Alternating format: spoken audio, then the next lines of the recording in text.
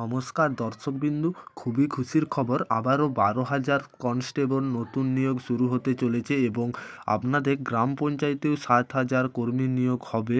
গত বৃহস্পতিবার মন্ত্রিসভা বৈঠকে চূড়ান্ত সিলমোহর দিয়ে দিয়েছেন মাননীয় মুখ্যমন্ত্রী মমতা বন্দ্যোপাধ্যায়। সমস্ত তথ্য আমরা আজকে জানাবো, শেষ পর্যন্ত দেখুন, উপকারে আসবে। আর চ্যানেলে নতুন হয়ে থাকলে চ্যানেলটা সাবস্ক্রাইবার করে দিতে ভুলবে না। দেখুন, রাজ্য ফের নিয়োগের সিদ্ধান্ত। গ্রাম পঞ্চায়েত ও পঞ্চায়েতে সমিতি শূন্য পদে শীঘ্রই নিয়োগ করা হবে বলে নবান্ন সূত্রের খবর। বৃহস্পতিবার রাজ্যের মন্ত্রিসভার বৈঠকে গুরুত্বপূর্ণ সিদ্ধান্ত নেওয়া হয়েছে বলে জানা গিয়েছে। রাজ্যের মন্ত্রিসভার আগের বৈঠকে দমকল দপ্তরের অধীনে ফায়ার আপগ্রেড পদে 1,000 জনকে নিয়োগ সিদ্ধান্ত নেওয়া হয়েছিল।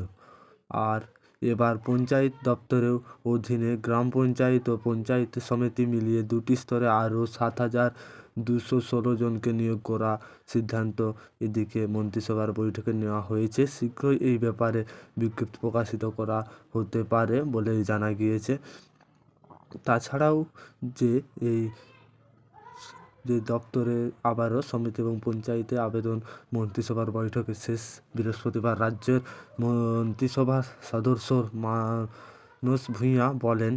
এদিকে ক্যাবিনেট বৈঠকে রাজ্যের গ্রাম পঞ্চায়েতের স্তরে শূন্য পদে নিয়োগ বিষয়ে সিদ্ধান্ত নেওয়া হয়েছে। গ্রাম পঞ্চায়েতের স্তরে শূন্য পদের সংখ্যা 6,652টি এবং 564টি রয়েছে গ্রাম পঞ্চায়েত সমিতি। এদিকে এদিনের মন্ত্রিসভায় বৈঠকে আরও কয়েকটি গুরুত্বপূর্ণ সিদ্ধান্ত নেওয়া হয়েছে বলে জানা গিয়েছে। এদিকে মন্ত্রিসভার বৈঠকে মানস ভূঁইয়া সঙ্গে উপস্থিত ছিল অরূপ বিশ্বাস ও শশী পাঁজাও।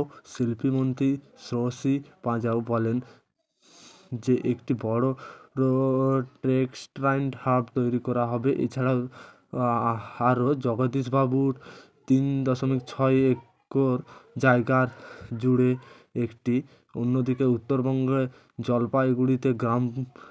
জলপাইগুড়িতে প্রায় 10 একর জায়গার উপর একটি সিমেন্ট কারখানা তৈরি হয়েছে। ইতিমধ্যেই মুখ্যমন্ত্রী মমতা বন্দ্যোপাধ্যায় বস্তির নতুন নামকরণ করেছিলেন। এদিকে বৈঠকে এই বিষয়ে আরও আলোচনা গুরুত্বপূর্ণ সিদ্ধান্ত নেওয়া হয়েছে।